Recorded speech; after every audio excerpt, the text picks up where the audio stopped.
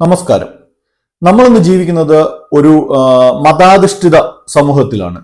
രാഷ്ട്രീയം, ബിസിനസ് എന്ന് തുടങ്ങി പലരുടെയും വ്യക്തിത്വവും സ്വഭാവവും പോലും രൂപപ്പെടുത്തുന്നത് മതമാണ് എന്ന് തന്നെ പറയേണ്ടി വരും.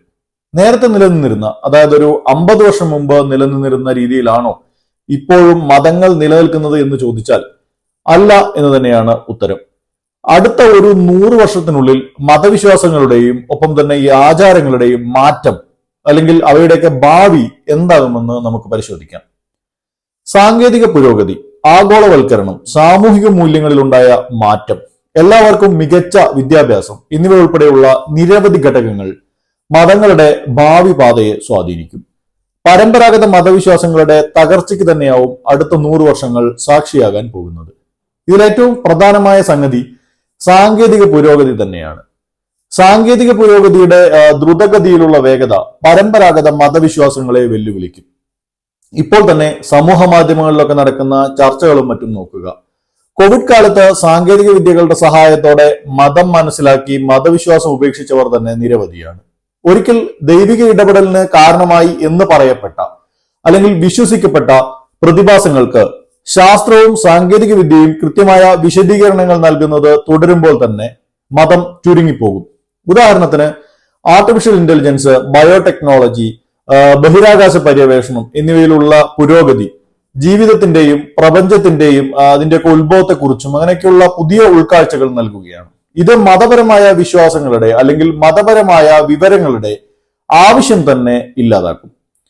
ആഗോളവൽക്കരണവും സാംസ്കാരിക വിനിമയവുമാകും മതം നേരിടുന്ന മറ്റൊരു പ്രതിസന്ധി.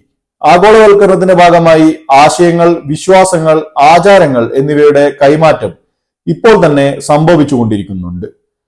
വൈവിധ്യമാർന്ന ലോകവീക്ഷണങ്ങളോടുള്ള ഈ വർദ്ധിച്ചു വരുന്ന സമ്പർക്കം പരമ്പരാഗത മതവിശ്വാസങ്ങളെ ചോദ്യം ചെയ്യുന്നതിനും ഒപ്പം പുനർമൂല്യം നിർണ്ണയിക്കുന്നതിനും ഇടയാക്കും. വ്യത്യസ്ത മതങ്ങളുടെയും തത്വചിന്തകളെയും കുറിച്ച് ആളുകൾ കൂടുതൽ ബോധവാന്മാരാകുമ്പോൾ തന്നെ അവർ കൂടുതൽ ബഹുസ്വരമായ ഒരു സമീപനം സ്വീകരിച്ചേക്കാം. ഇത് ഏതെങ്കിലും ഒരു മതസിദ്ധാന്തം ബ്ലൈൻഡായി ഫോളോ ചെയ്യുന്ന സാഹചര്യത്തെ ഇപ്പോൾ തന്നെ ഇല്ലാതാക്കി തുടങ്ങിയിട്ടുണ്ട്. വിദ്യാഭ്യാസവും വിമർശനാത്മക ചിന്തയുമാണ് പരമ്പരാഗത മതങ്ങളുടെ അടിവേര് തന്നെ ഇല്ലാതാക്കാൻ പോകുന്നത്. വിദ്യാഭ്യാസത്തിന്റെ വ്യാപനവും വിമർശനാത്മക ചിന്താശേഷിയിലുള്ള ഊന്നലും പരമ്പരാഗത മതവിശ്വാസങ്ങളുടെ തകർച്ചയ്ക്ക് കാരണമാകും. വ്യക്തികൾ കൂടുതൽ വിദ്യാഭ്യാസം നേടുമ്പോൾ അവർ സിദ്ധാന്തങ്ങളെ ചോദ്യം ചെയ്യാനും ഒപ്പം തെളിവുകൾ അടിസ്ഥാനമാക്കിയുള്ള വിശദീകരണങ്ങൾ തേടാനും തുടങ്ങും. യുക്തിബോധത്തിലേക്കും സംശയത്തിലേക്കുമുള്ള ഈ മാറ്റം മതസ്ഥാപനങ്ങളുടെയും സിദ്ധാന്തങ്ങളുടെയും സ്വാധീനത്തെ ദുർബലപ്പെടുത്തും. സാമൂഹികവും സാംസ്കാരികവുമായ മാറ്റങ്ങളും സുപ്രധാനങ്ങളാണ്. ലിംഗസമത്വം, LGBTQ+ അവകാശങ്ങൾ, സാമൂഹിക നീതി എന്നിവയോടൊക്കെയുള്ള ഒരു സാമൂഹിക മാറ്റങ്ങൾ പരമ്പരാഗത മതവിശ്വാസങ്ങളെ വെല്ലുവിളിച്ചു തുടങ്ങിയിട്ടുണ്ട്. വിവേചനത്തെയും അസമത്വത്തെയും ന്യായീകരിക്കാൻ പല മതസിദ്ധാന്തങ്ങളെയുമാണ് ചരിത്രപരമായി തന്നെ രാഷ്ട്രീയ നേതൃത്വം പോലും ഉപയോഗിച്ചു വരുന്നത്. സമൂഹങ്ങൾ കൂടുതൽ പുരോഗമനപരവും എല്ലാവരെയും ഉൾക്കൊള്ളുന്നതുമായി മാറുമ്പോൾ കാലഹരണപ്പെട്ടതോ അടിച്ചമർത്തപ്പെട്ടതോ ആയി കരുതപ്പെടുന്ന എല്ലാ മതപഠനങ്ങളും തള്ളിക്കളയപ്പെടും. മറ്റൊന്ന് മതസ്ഥാപനങ്ങളുടെ തകർച്ചയാണ്. അഴിമതി, അക്കൗണ്ടബിലിറ്റി ഇല്ലാതാകൽ, വിശ്വാസ്യത നഷ്ടപ്പെടൽ എന്നിവയൊക്കെ കാരണം മതസ്ഥാപനങ്ങളുടെ തകർച്ചയുണ്ടാകും. ഇത് പരമ്പരാഗത ദൈവവിശ്വാസങ്ങളുടെ മതവിശ്വാസങ്ങളുടെ തകർച്ചയ്ക്ക് കൂടി ആക്കം കൂട്ടും. മതനേതാക്കളും സ്ഥാപനങ്ങളും ആധുനികമായ ധാർമ്മികത ഉയർത്തിപ്പിടിക്കുന്നതിൽ പരാജയപ്പെടുമ്പോൾ അനുയായികൾക്ക് വിശ്വാസം നഷ്ടപ്പെടുന്ന സാഹചര്യം ഉണ്ടാവും. ഇപ്പോൾ തന്നെ മതസ്ഥാപനങ്ങളിലെ ലൈംഗിക പീഡനം, അഴിമതികൾ, ജനാധിപത്യമില്ലായ്മ എന്നൊക്കെയുള്ള കാരണങ്ങൾ കൊണ്ട് തന്നെ പലരും മതം ഉപേക്ഷിക്കുന്നുണ്ട്. പരമ്പരാഗത മതങ്ങൾ ഏതാണ്ട് പൂർണ്ണമായി തന്നെ അടുത്ത 100 വർഷത്തിനുള്ളിൽ ശക്തി ക്ഷയിക്കുമെന്ന് ഉറപ്പാണ്. എന്നാൽ പരമ്പരാഗത മതം ഉപേക്ഷിക്കുന്നവർ എല്ലാം എത്തിസ്റ്റുകളായി മാറണമെന്നില്ലതാനും. എല്ലാത്തിനും ഒരു സ്രഷ്ടാവുണ്ട് എന്ന നിലയ്ക്കുള്ള മതപരമായ ചട്ടക്കൂടുകളൊന്നും ഇല്ലാത്ത ഒരു വിശ്വാസത്തിലേക്കും കുറെ പേര് പോകാനിടയുണ്ട്. അത്തരത്തിലുള്ള ഒന്നാണ് SBNR, അതായത് സ്പിരിച്വൽ ബട്ട് നോട്ട് റിലീജിയസ്. ആത്മീയമാണെങ്കിലും മതപരമല്ല എന്ന രീതി. ഇപ്പോൾ തന്നെ ഇത്തരം ഒരു രീതി പ്രചരിച്ചു തുടങ്ങിയിട്ടുണ്ട്. അടുത്ത 100 വർഷത്തിനുള്ളിൽ ഇത് വ്യാപകമാകും. ഈ വ്യക്തികൾ സംഘടിത മതത്തിന്റെ പരിധിക്ക് പുറത്ത് ആത്മീയ പൂർത്തീകരണം തേടുന്ന ഒരു കൂട്ടമാണ്. ധ്യാനം, യോഗ തുടങ്ങിയ പരിപാടികളിലൂടെ ഒന്നിലധികം മതപരവും ദാർശനികവുമായ തിയറികൾ ചേർത്തുള്ള ഒരു ആധുനിക മതം എന്ന് തന്നെ വേണമെങ്കിൽ വിളിക്കാം. പരമ്പരാഗത മതത്തിലുള്ള ഹിംസാത്മകമായ തിയറികൾക്ക് ഇതിൽ സ്ഥാനമുണ്ടാവുകയില്ല. ദേവാലയം എന്ന സംഗതിയും ഉണ്ടാവില്ല. ആക്ടിവിറ്റി ഹാളുകൾ, അതല്ലെങ്കിൽ ഡിജിറ്റൽ മീറ്റിംഗ് റൂമുകൾ എന്നിവയൊക്കെ ആവും ഇതിൽ ഉണ്ടാവുക. മാനവികതയും മതേതര ധാർമ്മികതയും അടുത്ത 100 വർഷത്തിൽ ശക്തി പ്രാപിക്കും. മാനുഷിക മൂല്യങ്ങൾക്കും ഒപ്പം യുക്തിക്കും ധാർമ്മികതയ്ക്കും നീതിക്കും പ്രാധാന്യം നൽകുന്നത് വ്യാപിക്കും. മതപരമായ സിദ്ധാന്തങ്ങളെക്കാൾ യുക്തിയിലും സഹാനുഭൂതിയിലും അധിഷ്ഠിതമായ മതേതര ധാർമ്മികത കൂടുതൽ വ്യാപകമായി അംഗീകരിക്കപ്പെടും. ഈ മാറ്റം സമകാലിക സാമൂഹിക മൂല്യങ്ങളെ ഉൾക്കൊള്ളുന്നതും പൊരുത്തപ്പെടുന്നതുമായ ഒരു ധാർമ്മിക ചട്ടക്കൂട് നൽകും. ഇതിനനുസൃതമായി രാജ്യങ്ങളുടെ നിയമങ്ങൾ പോലും മാറ്റി എഴുതപ്പെട്ടേക്കാം. സാങ്കേതിക ആത്മീയത അടുത്ത 100 വർഷത്തിൽ വ്യാപകമാകും.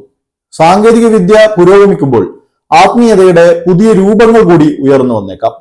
ഇപ്പോൾ തന്നെ കുമ്പസാരിക്കാൻ സാധിക്കുന്ന ഒരു ഡിജിറ്റൽ ജീസസിനെ AI സാങ്കേതിക വിദ്യ ഉപയോഗിച്ച് ഒരു ചർച്ച് ഡെവലപ്പ് ചെയ്തതായുള്ള വാർത്തകൾ കണ്ടു. വെർച്വൽ റിയാലിറ്റിയും ഓഗ്മെന്റഡ് റിയാലിറ്റിയും ആഴത്തിലുള്ള ആത്മീയ അനുഭവങ്ങൾ സൃഷ്ടിച്ചേക്കാം. ഇതിന്റെ അടിസ്ഥാനത്തിൽ ഒരു പുതിയ കൾട്ട് എന്ന നിലയിൽ തന്നെ ഇത് വികാസം പ്രാപിക്കാൻ കൂടി സാധ്യതയുണ്ട്. വിർച്വൽ ഹോളി സ്പേസ്, ഡിജിറ്റൽ ആചാരങ്ങൾ തുടങ്ങിയവ വന്നുകൂടായികയില്ല. AI ബേസ്ഡ് പുരോഹിതരും അവർ നൽകുന്ന ആത്മീയ മാർഗനിർദ്ദേശവും ഒക്കെ വരാനും സാധ്യത വളരെ കൂടുതലാണ്. വേറൊരു സംഗതി പരിസ്ഥിതി ആത്മീയത എന്നതാണ്. പാരിസ്ഥിതിക ആശങ്കകളും എല്ലാ ജീവജാലങ്ങളുടെയും പരസ്പര ബന്ധുത്വത്തെക്കുറിച്ചുള്ള വർദ്ധിച്ചു വരുന്ന അവബോധവും എല്ലാം ചേർന്ന് ഒരു പരിസ്ഥിതി ആത്മീയത രൂപപ്പെട്ടേക്കാം. ഈ വിശ്വാസ സമ്പ്രദായം പ്രകൃതിയുടെ പവിത്രതയെയും പ്രാധാന്യത്തെയും ഒക്കെ ഊന്നിപ്പറയുന്ന അങ്ങനെ ഒരു ജീവിത രീതി പിന്തുടരാൻ ആഗ്രഹിക്കുന്ന ഒരു സൊസൈറ്റി ആയിരിക്കും. ഇവർ ചിലപ്പോൾ ഒരു കമ്മ്യൂണിറ്റി ഒക്കെ ആയി കൾട്ട് സ്വഭാവത്തിൽ ജീവിക്കുന്ന ആളുകളൊക്കെ ആവാൻ ചാൻസ് വളരെ കൂടുതലാണ്. ദൈവത്തെ ആരാധിക്കൽ തുടങ്ങിയ പരിപാടികളൊന്നും ഇതിൽ ഉണ്ടാവില്ല. ഇതിനേക്കാളൊക്കെ വ്യാപകമായി ഉണ്ടാവാൻ പോകുന്നത് നിരീശ്വരവാദത്തിന്റെ അല്ലെങ്കിൽ യുക്തിവാദത്തിന്റെ ശക്തിപ്പെടലാണ്. യുക്തിബോധവും ശാസ്ത്രബോധവും ശക്തിപ്പെടും. യുക്തിക്കും ശാസ്ത്രീയ അന്വേഷണത്തിനും വർദ്ധിച്ചു വരുന്ന ഊന്നലിൽ നിരീശ്വരവാദം വ്യാപിക്കും. പ്രകൃതി പ്രതിഭാസങ്ങളുടെയൊക്കെ ശാസ്ത്രീയ വിശദീകരണങ്ങൾ കൂടുതൽ വ്യാപകമായി അംഗീകരിക്കപ്പെടുമ്പോൾ അമാനുഷിക വിശദീകരണങ്ങളുടെ ആവശ്യം തന്നെ ഇല്ലാതാകും. ലോകത്തെക്കുറിച്ചുള്ള അല്ലെങ്കിൽ പ്രപഞ്ചോൽപത്തിയെക്കുറിച്ചുള്ള അതല്ലെങ്കിൽ മരണാനന്തര ജീവിതത്തെക്കുറിച്ചൊക്കെ ഉള്ള ശാസ്ത്രീയ ധാരണകൾ എല്ലാവർക്കും ഉണ്ടാകുന്നതോടെ ദൈവങ്ങളുടെ അസ്തിത്വം തന്നെ ഇല്ലാതാകും.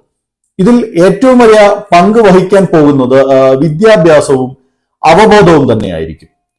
നിരീശ്വരവാദത്തിന്റെ ഉദയത്തിൽ വിദ്യാഭ്യാസം നിർണായക പങ്കാണ് വഹിക്കുന്നത്. വ്യക്തികൾ കൂടുതൽ വിദ്യാഭ്യാസം നേടുകയും വൈവിധ്യമാർന്ന വീക്ഷണകോണുകളിലേക്ക് തുറന്നു കാട്ടപ്പെടുകയും ചെയ്യുമ്പോൾ അവർ മതവിശ്വാസങ്ങളെ ചോദ്യം ചെയ്യാനും സംശയാസ്പദമായ ഒരു സമീപനം സ്വീകരിക്കാനും തുടങ്ങും. ഇന്റർനെറ്റിലൂടെയും സോഷ്യൽ മീഡിയയിലൂടെയുമൊക്കെയുള്ള വിവരങ്ങളുടെ ലഭ്യതയും നിരീശ്വര ആശയങ്ങളുടെ വ്യാപനത്തിന് ഇപ്പോൾ തന്നെ കാരണമാകുന്നുണ്ട്.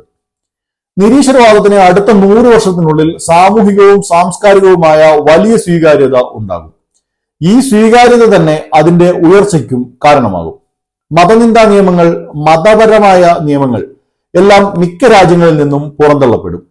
യുക്തി, സഹാനുഭൂതി, സാമൂഹിക നീതി എന്നിവയെ അടിസ്ഥാനമാക്കിയുള്ള നിയമ സംഹിതകളാകും ഇതിനു പകരം അവിടെ രൂപപ്പെടുക. മതരാഷ്ട്രങ്ങൾ എന്ന കൺസെപ്റ്റ് തന്നെ ഇല്ലാതാകും. നാം മുന്നോട്ട് പോകുമ്പോൾ, പുതിയ വികാസങ്ങളിലേക്ക് നീങ്ങുമ്പോൾ ഇത്തരം മാറ്റങ്ങൾ അനിവാര്യമാണ്. പണ്ട് റോമിലോ ഈജിപ്തിലോ ഒക്കെ വളരെ ശക്തമായി നിലനിന്നിരുന്ന മതങ്ങളോ ദൈവങ്ങളോ നിയമങ്ങളോ ഇന്നത്തെ സമൂഹത്തിൽ ഇല്ലാത്തതും അതുകൊണ്ട് തന്നെയാണ്. ഇക്കാര്യം എല്ലാവരും കൃത്യമായി മനസ്സിലാക്കേണ്ടതുണ്ട്. മാറ്റമില്ലാത്തത് മാറ്റത്തിന് മാത്രമാണ്. മറ്റൊരു വിഷയവുമായി കാണുന്നതുവരെ നന്ദി, നമസ്കാരം. ഈ വീഡിയോ നിങ്ങൾക്ക് ഇഷ്ടപ്പെട്ടെങ്കിൽ ലൈക്ക് ചെയ്യാനും ഷെയർ ചെയ്യാനും ഒപ്പം ഞങ്ങളുടെ ചാനൽ സബ്സ്ക്രൈബ് ചെയ്യാനും മറക്കരുത്. ഈ വീഡിയോ സംബന്ധിച്ച നിങ്ങളുടെ അഭിപ്രായങ്ങൾ കമന്റായി രേഖപ്പെടുത്തുക. വാർത്താ നെക്സ്റ്റിന്റെ എല്ലാ വീഡിയോയും മറക്കാതെ കാണാൻ നിങ്ങൾ ശ്രദ്ധിക്കുമല്ലോ.